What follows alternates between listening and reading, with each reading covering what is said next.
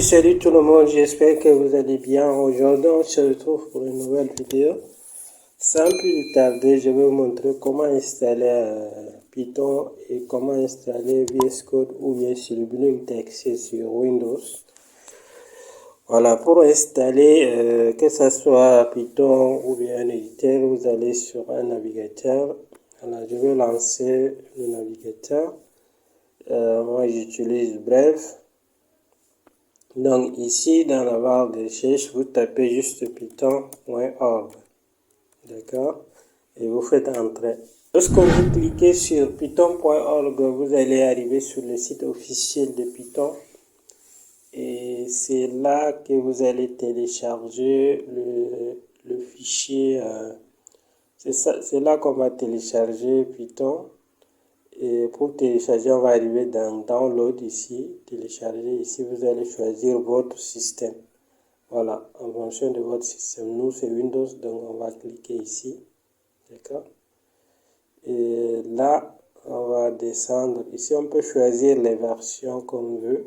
Il y a plusieurs versions. Mais nous, on va choisir la dernière version qui est ici, à 3.12.1. Donc, on va cliquer dessus.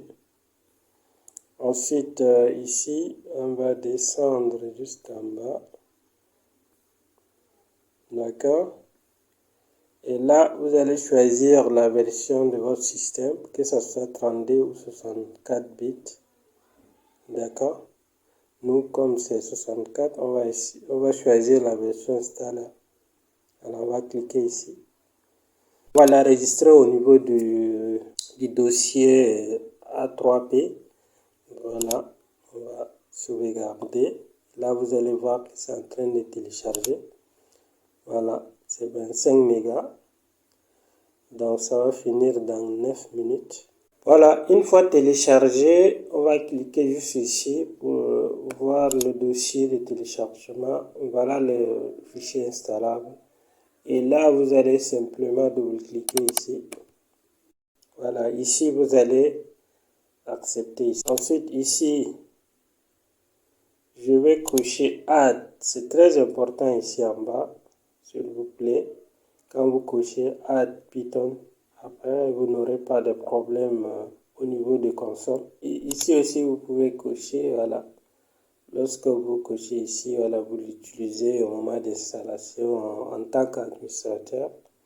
Et là, vous cliquez juste Now, Install Now. Et là, vous allez confirmer. Et l'installation va débuter dans quelques instants. En attendant que ça s'installe, on va aller chercher VS Code également.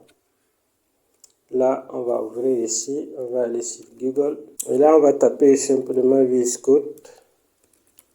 D'accord? Et là, on va aller sur Download ici. Voilà, une fois arrivé ici, vous allez cliquer simplement sur Windows là. Voilà, si c'est Linux, vous allez choisir entre les versions Debian et les versions Red Hat. Ou bien si vous avez Mac, vous allez choisir ici. Nous, comme on a Windows, on va simplement choisir la version 24. Là, on va cliquer, on va télécharger. Après, c'est la même chose, vous allez faire. Vous double-cliquez, ensuite vous allez faire suivant, terminer. Moi, je l'ai déjà installé, le voici ici. Voilà. Une fois que c'est installé, donc vous allez simplement cliquer, soit ici, soit vous allez rechercher ici au niveau de la barre de recherche. Vous allez rechercher ici au niveau de la barre de recherche. Voilà, ici, vous allez cliquer là et vous tapez simplement VS Code. D'accord? Là, vous allez trouver et vous cliquez dessus. Là, vous allez lancer l'éditeur VS Code. C'est là-bas qu'on va coder. Je vais revenir sur Python. Ce n'est pas encore terminé, l'installation continue. D'accord? Voilà, donc on attend quelques instants. L'application VS Code est en train de se lancer. Une fois que c'est lancé, vous aurez ça. Voilà, un truc comme ça. Welcome. Et c'est ici qu'on va créer nos projets et on va créer nos fichiers Python, etc. Ce que j'aimerais que vous fassiez, c'est la chose sur votre disque personnel au bureau ou bien quelque part, vous allez créer un dossier qui s'appelle A3P et vous allez cliquer dedans.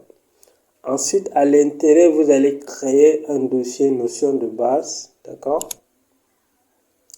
Et à l'intérieur encore, vous allez créer un dossier projet 1 calculatrice, d'accord?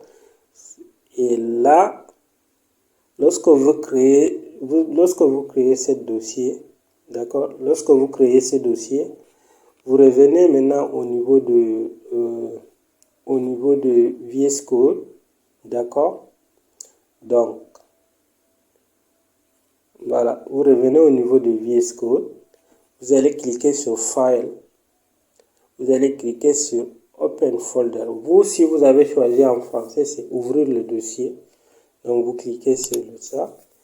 Et là, vous allez venir dans votre dossier A3P. Ensuite, vous allez entrer dans Notion de base et vous allez cliquer sur Dossier de projet 1. Et là, vous allez dire sélectionner le dossier. Chez moi, c'est Select Folder. D'accord? Et là, vous aurez un dossier vide. Moi, j'ai déjà créé le projet calculatrice 1. Chez vous, c'est vide. Donc, comme c'est vide, vous allez avoir 4 boutons ici. Donc, vous allez cliquer sur le premier là. New File ou bien nouveau fichier. Ici, vous allez écrire calculatrice. D'accord? Et vous allez faire point .py. D'accord?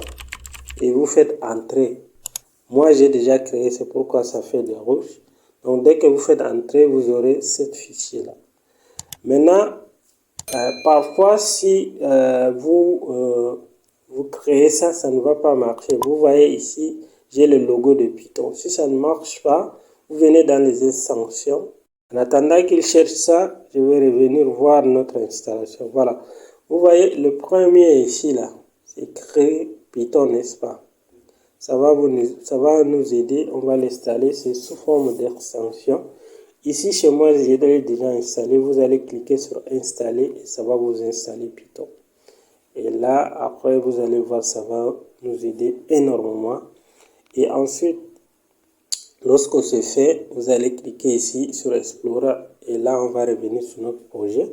Et je vais voir un peu l'installation du Python. Est-ce que c'est terminé? Voilà, Setup was successful. D'accord? Donc, pour le moment, Python 3.12 est installé avec succès. Voilà, ici. Donc, vous cliquez sur Close. Allez les amis, pour tester si Python est bien installé, on va essayer de créer un fichier de texte. Un fichier de test. Donc, je vais cliquer ici. Je vais écrire test.py. Je vais entrer. Voilà, et ici, je vais écrire print.